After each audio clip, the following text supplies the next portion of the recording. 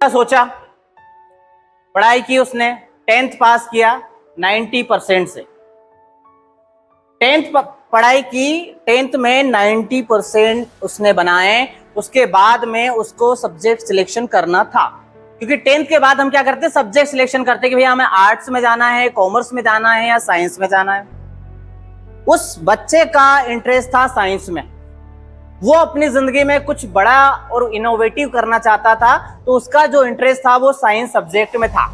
लेकिन कारणवश स्कूल वाले साइंस सब्जेक्ट उसको नहीं दे रहे थे, साइंस सब्जेक्ट नहीं दे रहे थे। और साइंस सब्जेक्ट इसलिए नहीं दे रहे थे कि आप देख नहीं सकते, आप आर्ट्स ले लो, कॉमर्स ले लो, लेकिन साइंस आपको नहीं देंगे। उस बच्चे ने हार नहीं मानी, उन्होंने क्या कर दिया, स्कूल के खिलाफ केस कर दिया और 6 महीने तक स्कूल में कोर्ट में केस चला और कोर्ट ने यह आदेश दिया कि आप साइंस ले सकते हो, लेकिन अपनी रिस्क पर साइंस ले सकते हो। फेल हो जाओगे, कुछ हो जाएगा, पढ़ाई आप नहीं होगी। 11th पास किया, 12th पास किया।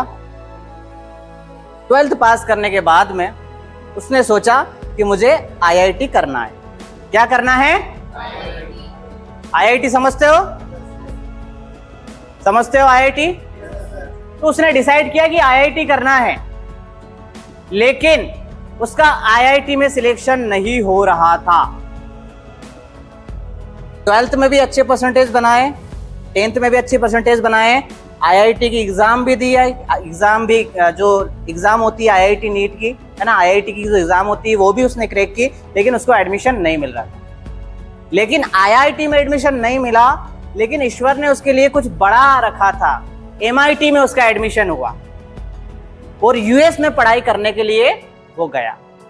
US में पढ़ाई 3-4 साल, जो भी इंजीनियरिंग की पढ़ाई होती है, सॉफ्टवेयर इंजीनियर बना, इंजीनियरिंग की पढ़ाई की और वो इंजीनियर बन गया। इंजीनियर बनने के बाद में उसका इतना दिमाग और इतना विजन और इतना ड्रीमर व्यक्ति था, इतना अच्छा बच्चा था, इतना टैलेंटेड बच्चा था कि बहुत बड़ी बड़ी कंपनियां उसको ऑफर करती थी। इंजीनियर बनने के बाद में बहुत सारी कंपनी प्लेसमेंट के लिए आती है और उसको ऑफर करती है कि आप हमारी कंपनी में आ जाओ, है ना। आप देख नहीं सकते, लेकिन आपके लाइफ में आप बहुत कुछ कर सकते हो। आपका ऐसा विजन है, ऐसा मिशन है, तो कंपनी उसको हायर करने के लिए रेडी थी। लेकिन उस बच्चे ने सोचा कि मुझे अमेरिका में रह के कुछ नहीं करना है, मुझे मेरे गांव, मेरे देश के लिए कुछ करना है। कि back to pavilion at India, वापस वो सॉफ्टवेयर इंजीनियर की पढ़ाई करके कहाँ आया? आंध्र प्रदेश। कहाँ आया?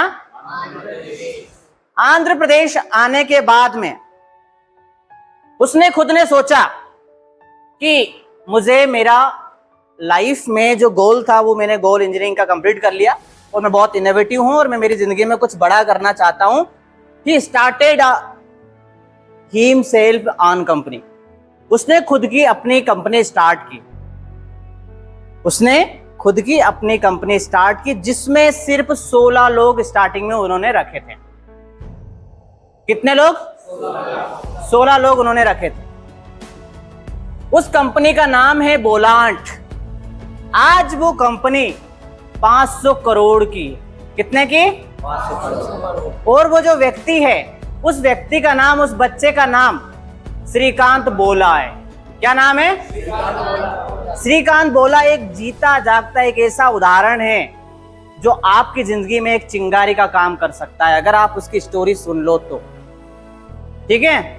और उसके ऊपर एक पिक्चर बनाई है राजकुमार राव ने, अभी अब बनेगी, बनने वाली है, बन रही है, रिलीज हो गई ना।